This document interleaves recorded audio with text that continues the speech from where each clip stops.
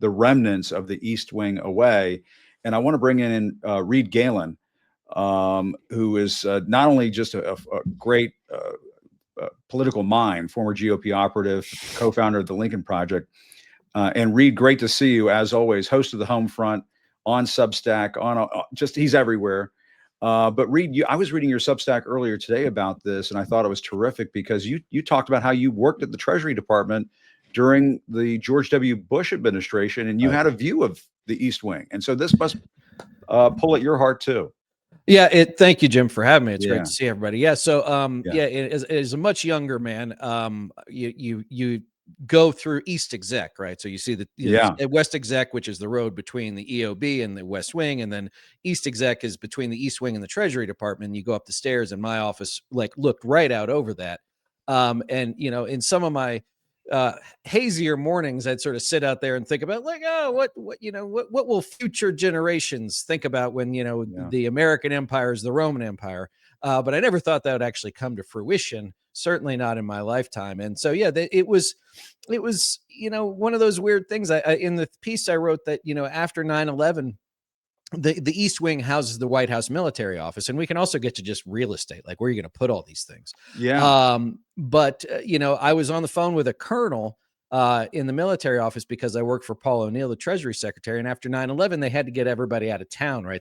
Remember Cheney would famously go to the secret undisclosed location. So they said, look, you can either go out to the middle of nowhere, wherever that was, or we'll give you an Air Force G5 and you can fly wherever you feel like. But hey, that's great. So I'm on the secure phone in the chief staff's office talking to this colonel in the military office. I said, Colonel, can we just go across the street and talk? Right. And so that was sort of one of my memories of that kind of stuff. And then sometimes, we had plenty of friends at the White House. They'd be like, hey, we're going to wave you. And, it's the wave process. I don't know if they still call it that, Jim. I think they call it waves. Yeah. Yep. Yeah, and you could go through and you'd walk through the White House over to the West Wing or to the EOB, wherever you want. I also, of course, also worked at the White House for years. So there was the nostalgia of that, and then just the sort of, as I'm sure so many of your guests have talked about, just face smashing metaphor of the whole thing. Right, for sure. And the thing that pisses me off is all the lying. And I guess that that should not be a surprise. Right. But when he was saying back in July, it's not gonna touch it. I mean, I have to think that there was somebody involved in the process that knew, we're going to be touching this thing. If you want to create a new entrance to this ballroom, obviously things are going to get touched. And so he just lied about that. And now they're trying to pretend as though this is not going to cost the taxpayers anything. Right. And there's, this is a picture of what it used to look like via the White House Historical Society.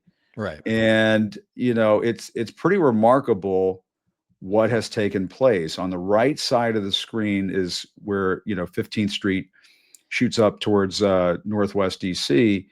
And, that is all gone. That's just gone. And it's fascinating too, Jim, because, this thing is going to be 90,000 square feet. And they say $300 million. Anybody who's done any kind of renovation to a home, right? What's the rule? Twice as much money, twice as much time. Yes. Right. So, I mean, and they've already raised it from 250 to 300. They've already, that was this week. What's it going to be next week? It'll be $1 billion. The difference is like every other good New York developer, there'll be plenty taken off the top for Donald and co. Yeah. But 90,000 square feet is it was an NFL field is like 56,000 square feet. I think something. Right. The Taj Mahal, the mausoleum of the Taj Mahal is about 15,000 square feet. So it's an outrageously large space too. And you could make they've always said they've needed more event space in the White House. Okay, yeah, sure. It's always been constrained by its age and its logistics. But this, I don't think, was probably the answer most people are looking for. And to your point, you said right before you brought me on, I got asked earlier today, like, well, what do you think they should do? How are we going to stop this? I'm like, it's already gone. You just mentioned it. Like they're putting it in dump trucks and carrying it away. Like, I don't know what else you want to say at this point. As far as the destruction is concerned, but again, the Presidential Emergency Operations Center, right? The entrance to it is under the East Wing. What are they going to do with all these things in the meantime? Because this is the other thing. Now you've also turned the White House into an open construction zone.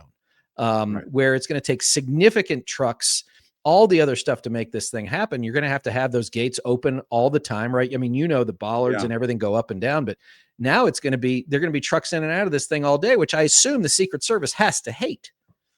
There's no question about that. And then the other issue is, and I've been trying to show some of these pictures that I took this week.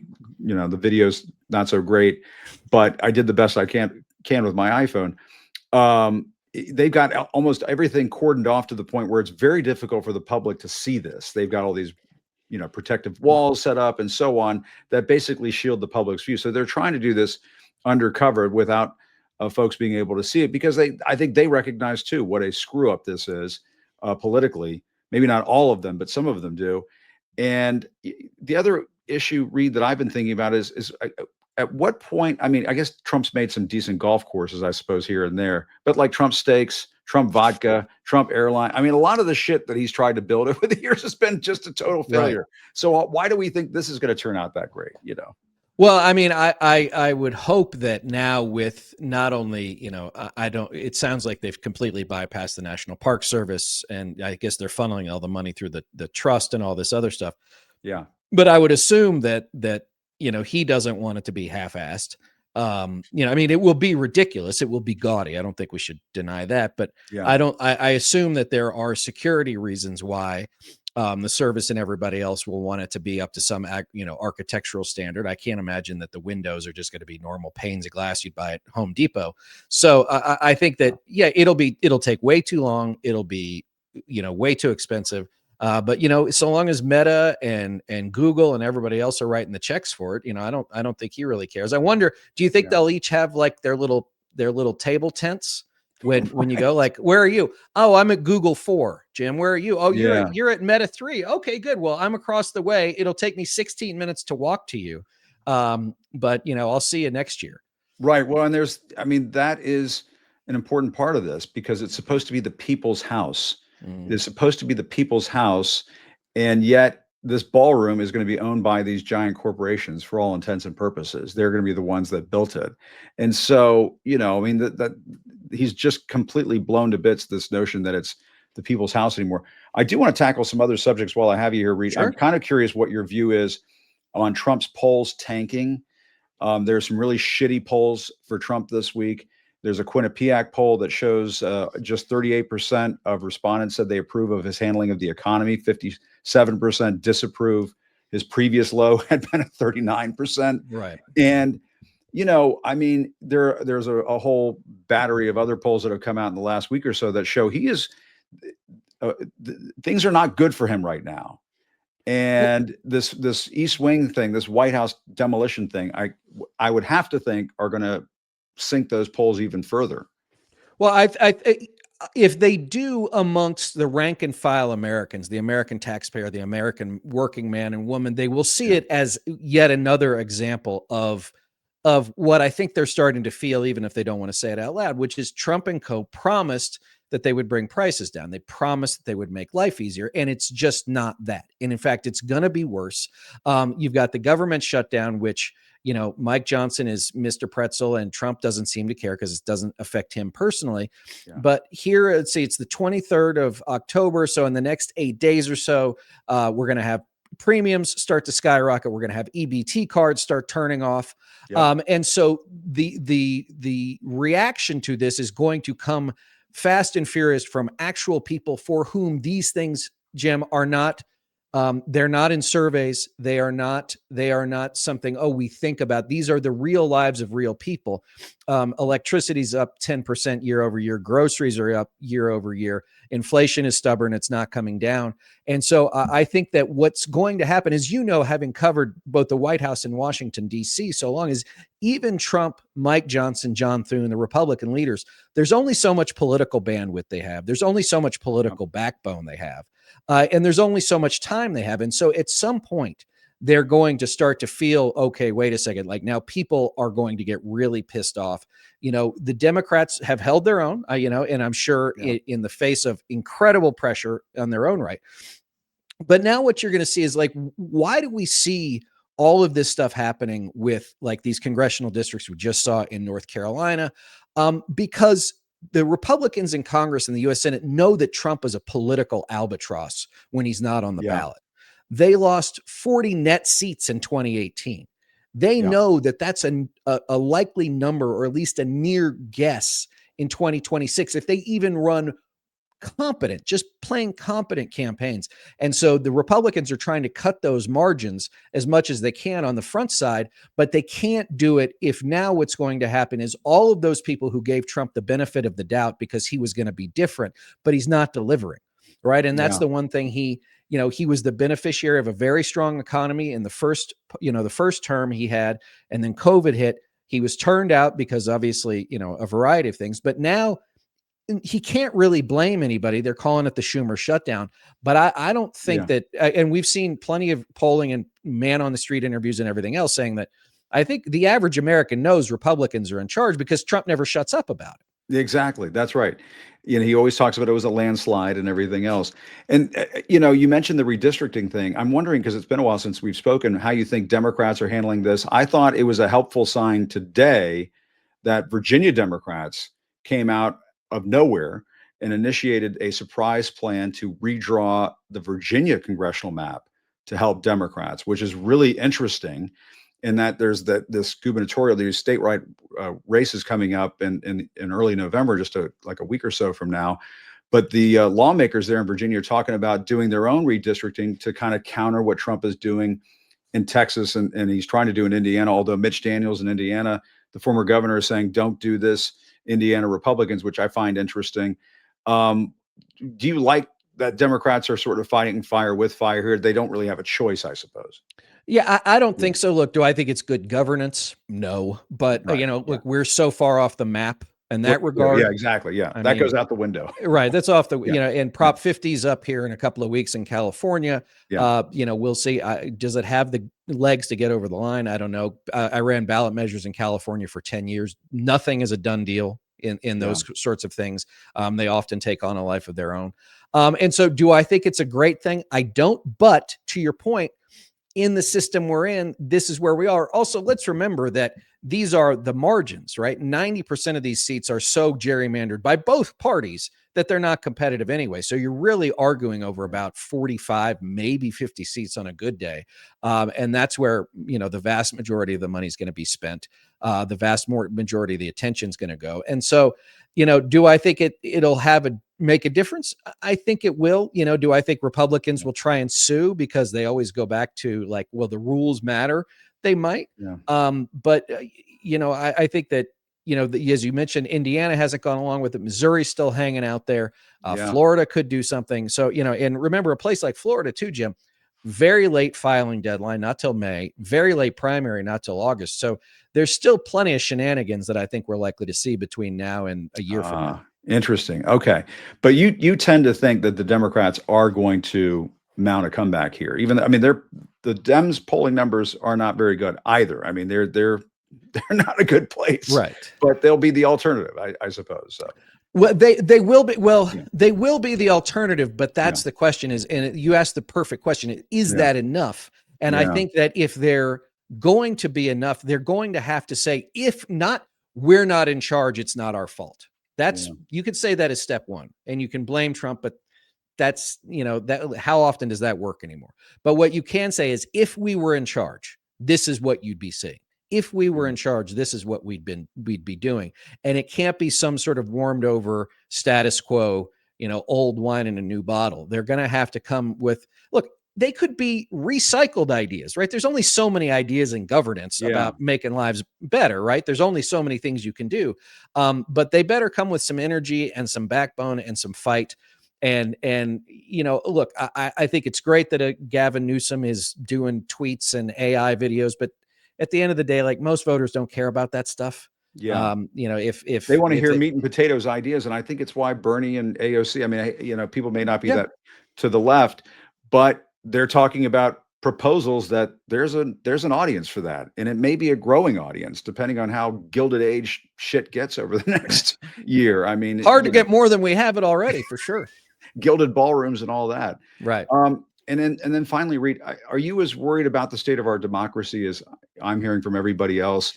I mean, when I was talking to this historian a little earlier about the state of the White House, and I mean, Caroline Levitt earlier today, she was asked, well, can Trump just take out any federal building? Can he go after our monuments? Can he do that? She didn't say no. I mean, that's pretty wild to hear that from the White House press secretary. I'm not sure Caroline Levitt fully understands what she's saying at any given moment, but if he has this little respect, this little regard for the people's house, and they seem to be carving out this legal idea that they can just do whatever the fuck they want. Right. That I mean, people might think this is a small issue. To me, it speaks volumes. Well, I think it does too. I mean, look, let's fast forward to next year before we get beyond that. We already know that a lot of the block grants that the feds typically send to states just to keep elections running, not for any partisan purposes, but just for county clerks and registrars to hire extra people, temporary workers, all that sort of stuff. A lot of that stuff has already been scrapped. So it's going to be harder to participate. We've seen in a lot of places like, in Houston, right? In down there, they have one drop box for the whole county, right? Now, that's a huge county. Harris County's got probably 4 or 5 million people in it, and you have one drop box for the whole place. So they're just going to make the logistics of it harder. I am a little bit concerned about whether or not he tries to deploy the National Guard. I have a real concern about these constitutional sheriffs just rolling out deputies in their smoky hats, just sort of scaring people off. So those are some of the practical things. And then for 2028, Steve Bannon was just doing an interview with The Economist where he said Trump's going to run again in 2028. Now, look, I don't know if that's true, but I take Bannon at his word that he's going to try and figure it out. And so if you think we're off the edge of the map now, just wait. And here's the other part is, J.D. Vance wants the big chair. Marco Rubio wants another shot. A lot of these people, I think J.D. Vance wants the couch, but I don't want to get into furniture right now. Well, this is a family show, Jim. Let's come on. On some days. Yeah. But so, you mentioned Steve Bannon. I think we have that sound. Let's play the Steve Bannon. I think we have the Steve Bannon sound where he says this crazy shit and people, oh, he's crazy. He's just saying crazy shit. No, this is how they think. Let's listen to this and we'll talk about it. Yeah. Accommodated with that. So what about the 22nd Amendment? There's many different alternatives. At the appropriate time, we'll lay out what the plan is, but there's a plan. We had longer odds in 16 and longer odds in 24 than we got in 28. And President Trump will be the president of the United States, and the country needs him to be president of the United States. We have to finish what we started. Trump is a vehicle. I know this will drive you guys crazy, but he's a vehicle of divine providence. He's an instrument. He's very imperfect. He's not churchy, not particularly religious, but he's an instrument of divine will, and you can tell this of how he's pulled this off. We need him for at least one more term, right? And he'll get that in 28. You're not driving me crazy. I'm really I'm trying to understand the coherence of the things you've just told me. On the one hand, you've said the Constitution is fit for purpose. Secondly, you've said that President Trump needs another term, even though the 22nd Amendment makes pretty clear that he cannot have another term. Why does it make that clear? Because he's on his second term already.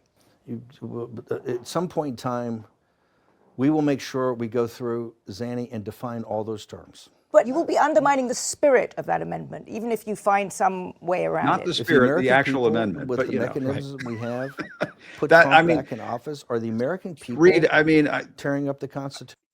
I feel like if I listen to Steve Bannon too much, my brain hurts, and I'll start having 3 pens on my shirt. I don't understand that there's multiple shirts. He has 3 pens. Listen, if you spend that much time in the bottom of a bottle of Cutty Sark, you'd look like that too, right? It's so true. Yeah. But to your point, as you were saying before we played the sound, and thank you for queuing that up. That was perfect. When they talk about 2028 like that, I think people should take it seriously. As much as we want to laugh at Steve Bannon and think he's absolutely crazy, I think take it seriously, very seriously. Yeah.